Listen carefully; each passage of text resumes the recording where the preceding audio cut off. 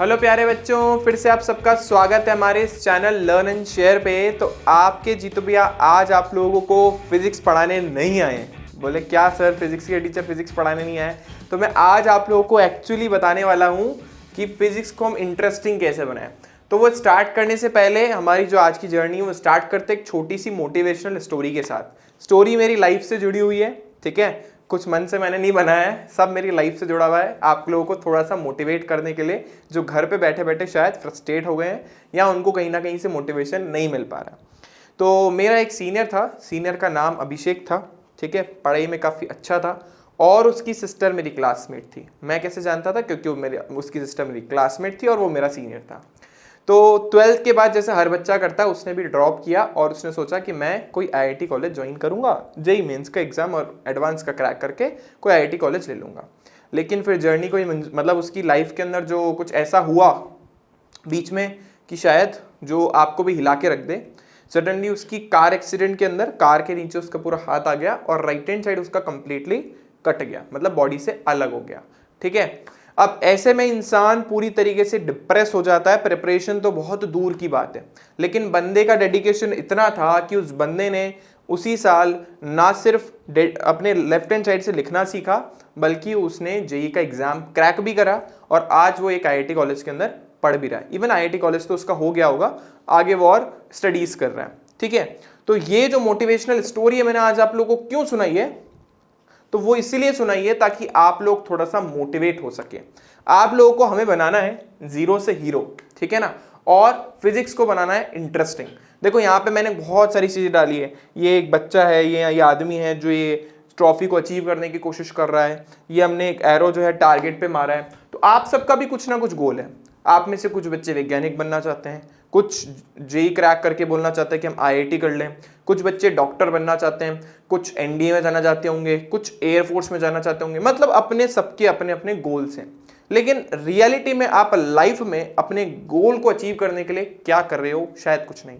शायद आप time waste करते हो, शायद ये सोचते हो कि कब रात होगी, कब मैं सोऊंगा, कब वापस सुबह उठूंगा। जब रात को सोते हैं तो फिर सोचते हैं कि यार रात इतनी जल्दी कैसे बीत गई, ठीक है। और कहीं ना कहीं हम अपना टाइम क्या कर रहे हैं, सिर्फ वेस्ट कर रहे हैं और कुछ नहीं कर रहे हैं। जैसे मुझे कोई काम है, मैं अपने फ्रेंड को बोलूंगा यार चल थोड़ा मार्केट घूम के आते हैं, ठीक है, वो बोलता है चल मैं सुरेश से पूछ के बताता हूँ। फिर उसका थोड़ी देर बाद वापस कॉल आता है कि सुरेश ने बोला चल अपन मार्केट घूम के आते हैं। अपने काम के चक्कर में अपने 2, 3, 4 घंटे ऐसे ही बर्बाद कर दिए, ठीक है। तो जब आप थोड़े टाइम बाद अपने आप को पाते हो तो आप देखते हो कि मैं तो वहीं खड़ा हूँ, या एग्जाम से 1 महीना पहले या 1 दिन पहले या 1 रात पहले जागने वाले बच्चे भी हैं, ठीक है, जो सोचते हैं कि नेक्स्ट दिन में क्या करूंगा। तो ऐसा आप लोग बिल्कुल भी अपनी लाइफ में ना करें। अगर आपको अपना गोल अचीव करना है तो 12th का वेट ना करें कि यार 12th में बोर्ड होगा, जब का जब देखा जाएगा। अभी तो अपन करते हैं मस्ती। तो ये जो आपकी चीज दिमाग में जो चीजें भरी पड़ी है, इसको आप लोग पहले तो निकाल दीजिए बाहर। अगर ये चीज आप बाहर नहीं निकालोगे तो जीरो के जीरो ही रहोगे, जीरो से कभी हीरो नहीं बन सकते, ठीक है। हम लोग आपको पढ़ा सकते हैं, बहुत अच्छा क्वालिटी कंटेंट दे सकते हैं, आपको मोटिवेट कर सकते हैं, लेकिन जो करना है आपको खुद को ही करना पड़ेगा। तो आज मैं आपको बताने वाला हूं कि आप अपनी फिजिक्स को इंटरेस्टिंग कैसे बनाएं। बच्चों के साथ मेन इशू क्या है कि उनके न्यूमेरिकल नहीं बन रहे हैं, ठीक है ना, उनसे न्यूमेरिकल हो ही नहीं रहे। तो क्यों नहीं हो रहे, उसके पीछे मैं आपको रीजन बताऊंगा। पर उससे पहले हमारी जो फर्स्ट स्लाइड है उस पर चलते हैं। पहले मैं आपको बताता हूं कि क्लास 11th में ऐसा क्या है जो उसको 10 से अलग बनाता है। देखो यहाँ पे मैंने आपको एक पिक्चर से समझाने की कोशिश करी है। ये पिक्चर दिखा रही है कि देखो जब 9th से 10th में बच्चा आता है तो कुछ ज्यादा गैप नहीं होता, उसको कुछ ज्यादा फील नहीं होता। हाँ ठीक है ना, एक क्लास क्रॉस करके दूसरी क्लास में आई तो गए, 10th में ज्यादा से ज्यादा एक बोर्ड है और क्या। पर जब बच्चा 10th से 11th में आता है तो स्पेसिंग बहुत ज्यादा बढ़ जाती है। ये एक सीढ़ियों की तरह है। तो इन दोनों सीढ़ियों के बीच में आज से पहले 8th भी रही होगी, 7th भी रही होगी, 6th भी रही होगी। वो सब की जो सीढ़ियां हैं उनके बीच में स्पेसिंग बहुत ज्यादा नहीं है। स्पेसिंग ज्यादा किस किस के बीच में? 10th और 11th के बीच में। 11th क्लास मैं झूठ नहीं बोलूंगा, बहुत ट्रिकी क्लास है। पूरे आपके जो भी एंटायर आपने स्कूलिंग करी उसमें सबसे टफ जो क्लास है वो 11th होती है। पहला तो आपको अपना डिसीजन लेना होता है, अपना गोल कि मुझे करना क्या है लाइफ में, वो डिसाइड करता है आपका क्लास 11th। दूसरी बात, 11th क्लास में आती आपकी सारी चीजें नहीं हो जाती है। जैसे 9th क्लास में तुमने मोशन पढ़ लिया, गति पढ़ लिया, लेकिन वो बेसिक लेवल का था। अब जब मोशन पढ़ोगे तो बहुत सारी चीजें होंगी, ठीक है, तो वो कैसे कवर होगी? तो उसके लिए आपको डे टू डे अपनी जो स्टडीज है उसको प्रॉपर टाइम देना पड़ेगा। अगर प्रॉपर टाइम नहीं दोगे तो शायद आप जो 11th क्लास है जिसको आप सोच रहे हो कि यार ऐसे निकाल देंगे हम तो 12th में ध्यान देंगे, तो वो पॉसिबल नहीं है। अगर आप ऐसा सोचते हो कि हम 11th क्लास को छोड़ करके 12th में फोड़ देंगे फिजिक्स, तो आपसे बड़ा मूर्ख कोई नहीं है। ठीक है, मैं साफ बोल रहा हूँ, आपसे बड़ा बेवकूफ़ कोई नहीं है अगर ये सोच ले कि 12th में बोर्ड है 12th में पढ़ लेंगे। ठीक है, तो ऐसा बिल्कुल भी ना सोचें।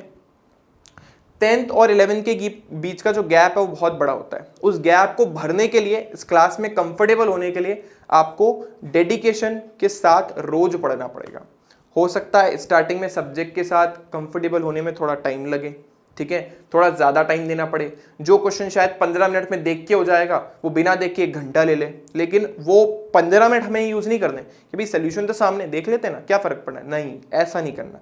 1 घंटा देना है, दिमाग लगाना है, क्या कॉन्सेप्ट सिखाया था सर ने, कैसे अप्लाई होगा। अब फिजिक्स का एक्चुअली आप एप्लीकेशन सीखोगे कि हम फिजिक्स को actually day to day life की प्रॉब्लम के साथ कैसे कोरिलेट करते हैं। ठीक है, मैंने आपको बहुत सारी चीज़ें पढ़ाई, उसके अंदर आपने देखा होगा कि कहीं ना कहीं हमारी physics day to day life से क्या हो रही है, कनेक्ट हो रही है। ठीक है, तो पहली चीज़ जो है आपको, हमारा पहला पॉइंट यही है कि अगर फिजिक्स को इंटरेस्टिंग बनाना चाहते हो, अगर जीरो से हीरो बनना चाहते हो और फिजिक्स को इंटरेस्टिंग बनाना चाहते हो तो डेली पढ़ो। कुछ बच्चे पता है क्या करते हैं, कुछ बच्चे बोलते हैं यार आज तो अपने 6 घंटे 7 घंटे पढ़ लिया, खूब पढ़ लिया आज तो यार, अब 3-4 दिन तक नहीं पढ़ेंगे। फिर 3-4 दिन के बाद क्या होता है, 3-4 दिन के बाद सब फ्लश, गायब, कुछ भी याद नहीं रहता। ये भी नहीं पता होता कि हमने क्वेश्चन में किया क्या था। ना सिर्फ फिजिक्स के बारे में, मैथमेटिक्स, केमिस्ट्री, सबके बारे में सेम लॉजिक है। अगर आप सोचते हो कि एक दिन में पढ़ करके बहुत बड़ा तीर मार लोगे, तो ऐसा कुछ नहीं होने वाला। आपको डेली 2 से 3 घंटा ये सब्जेक्ट पढ़ना पड़ेगा। मैं ये नहीं कह रहा 2 घंटे पढ़ो, अगर आपको लगता है कि आप इस सब्जेक्ट में कंफर्टेबल फील नहीं कर रहे हो तो 2 के 4 घंटे दो, क्योंकि आपको स्कूल तो जाना ही नहीं है, आप तो फ्री बैठो घर में। तो डेडिकेशन के साथ अभी टाइम दोगे तो फिजिक्स आपकी फ्रेंड बन जाएगी, है ना। स्टार्टिंग के जो हमारे चैप्टर्स होते हैं ना फिजिक्स के, वो काफ़ी है ना बहुत खतरनाक से लगते हैं। क्यों? क्योंकि पहली बार पढ़ रहे हैं ना बुक, तो उसको जब आप पढ़ लोगे अच्छे से तो फिजिक्स आपकी मस्त फ्रेंड बन जाएगी ना, फिर कोई प्रॉब्लम नहीं आएगी। ठीक है, तो अब आपको पहली चीज तो करनी है, डेली टाइम निकाल करके आपको रोज पढ़ना है। 2 घंटे 3 घंटे जितना भी आप दे सको डेडिकेशन से वो देना है। ऐसे नहीं किताब सामने खुली है और पढ़ रहे हैं, समझ कुछ नहीं आ रहा, ठीक है, वैसी पढ़ाई नहीं करनी है। तो ये हमारा पहला पॉइंट। दूसरा पॉइंट क्या है? दूसरा पॉइंट ये है कि आप वीडियो देख रहे हो ना, तो मैं आपके सामने नहीं खड़ा हूं, मैं वीडियो में चल रहा हूं सिर्फ, है ना। मैं आपको देख नहीं सकता हूं कि आप क्या कर रहे हो। मैं आपको समझाने की पूरी कोशिश करता हूं, आप समझने की कितनी कोशिश करते हो वो आपके ऊपर है। ठीक है, ऐसा नहीं आप वीडियो देख रहे हो मूवी की तरह ना, सामने पड़ा बस चल रहा है, झपकियां आ रही हैं, नींद आ रही है, तो ऐसे फिजिक्स कवर नहीं होगी। अगर आप फिजिक्स कवर कर रहे हो, वीडियो देख रहे हो, तो पेन कॉपी हाथ में लेके बैठो, अपने नोट्स खुद बनाओ। ठीक है, और कुछ भी प्रॉब्लम अगर मैं कराता हूं तो पहले खुद उसको ट्राई करो। ठीक है, तो कॉपी पेन आपको अपने हाथ में साथ में लेके चलना पड़ेगा। ठीक है, और साथ के साथ चीजें नोट करते जाओ, एक्टिवली पढ़ो। अगर एक बार वीडियो समझ नहीं आता, दूसरी बार देख डालो ना यार, फ्री तो बैठे हो पूरे दिन। सब्जेक्ट में एक बार कमांड आ गई ना, तो 12th में तुम्हें अच्छा स्कोर करने से कोई नहीं रोक सकता। फिर तुम्हें चाहे जेई क्रैक करना हो, चाहे तुम्हें नीट क्रैक करना हो, चाहे तुम्हें एयरफोर्स क्रैक करना हो, चाहे एनडीए क्रैक करना हो, चाहे तुम्हें इसरो का जो एंट्रेंस एग्जाम होता है वो क्रैक करना हो, कुछ भी क्रैक करना हो, मैं तो कह रहा हूं कोई भी एग्जाम हो क्रैक हो जाएगा। ठीक है, तो दूसरा पॉइंट आपका ये है कि जब आप वीडियो देखते हो कोई भी मेरा, तो आप अपने साथ में कॉपी पेन लेके बैठो। ऐसा नहीं है कि भाई मैं पढ़ा रहा हूं और मैं आपको कोई ऐसा कोई केमिकल दे दूंगा कि भाई पी लो और तुम इंटेलिजेंट बन जाओगे, तुम्हें चीजें आ जाएगी। देखो, मैथमेटिक्स और फिजिक्स ऐसे सब्जेक्ट हैं जो बिना प्रैक्टिस के नहीं आते। ठीक है, बिना प्रैक्टिस के ये जो सब्जेक्ट है वो नहीं आ सकते, तो प्रैक्टिस आपको करनी पड़ेगी। तो प्रैक्टिस के लिए जब मैं पढ़ाऊं तो कॉपी पेन साथ में लेके पढ़े। ठीक है, तो ये आपका दूसरा मेजर पॉइंट था जो आपको यूज करना है, तो आपकी फिजिक्स कहीं ना कहीं स्ट्रांग हो जाएगी। थर्ड पॉइंट, जैसा मैंने आपको बोला, बच्चे थ्योरी कर लेते हैं, न्यूमेरिकल में बड़ी परेशानी आती है। सर न्यूमेरिकल के लिए क्या करें सर, हो नहीं रहे सर, कॉल भी आ रहे हैं, मैसेजेस भी आ रहे हैं, तुम लोग नीचे डाल रहे हो कमेंट कि सर न्यूमेरिकल नहीं बन रहे। सर करे तो करे क्या? देखो, न्यूमेरिकल एकदम से नहीं बनते। ठीक है, मैं भी तुम्हारी स्टेज से गुजर चुका हूं, हमने भी 11th क्लास पढ़ी है, हम लोग भी जानते हैं कि कितनी प्रॉब्लम होती है बच्चे को इस क्लास में कंफर्टेबल होने में। ठीक है, तो न्यूमेरिकल अगर करना है तो देखो शॉर्ट ट्रिक मैंने आप लोगों के सामने एक पिक्चर डाली है। तो जब मैं कोई न्यूमेरिकल करा रहा हूं तो इस वीडियो को पॉज कर दो, आपको साफ साफ न्यूमेरिकल दिख रहा है, आप वीडियो को पॉज कर दो। पॉज करने के बाद अब क्या करना है, खुद से ट्राई करना है। ठीक है ना, खुद से कोशिश करनी है कितना होता है।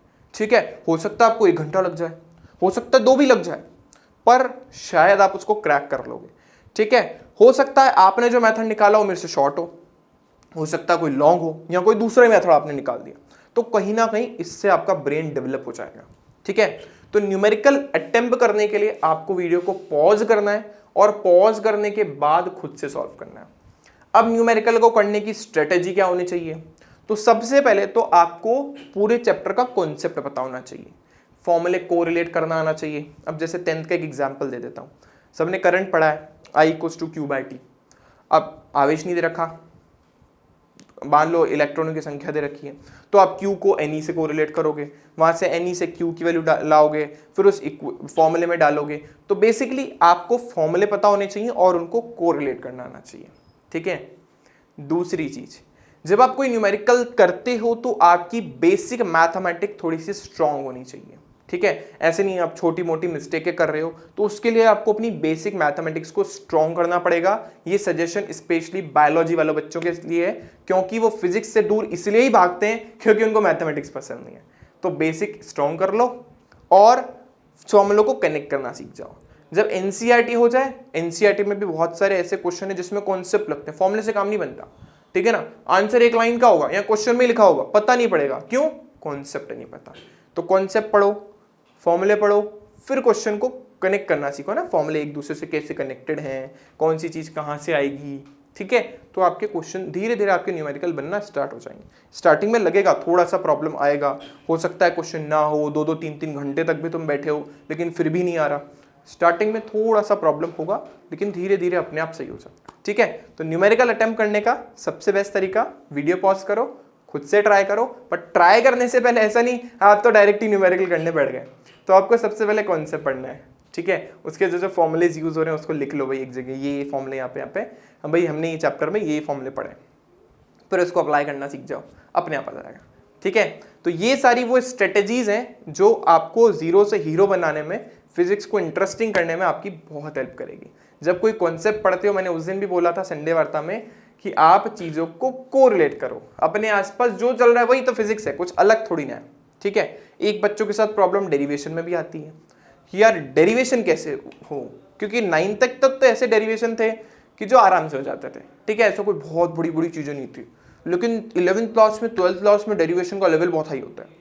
उसमें फिर बेसिक मैथमेटिक्स के बजाय अब वो फिर एडवांस मैथमेटिक्स यूज करने लग जाता है, वो डिफरेंशिएशन यूज कर रहा, वो इंटीग्रेशन यूज कर रहा, फिर वो लॉग यूज हो गया, वो पता ही नहीं क्या क्या हमारे ऊपर पढ़ रहा है, मतलब क्या क्या डाल दिया उसने, पता ही नहीं पड़ रहा।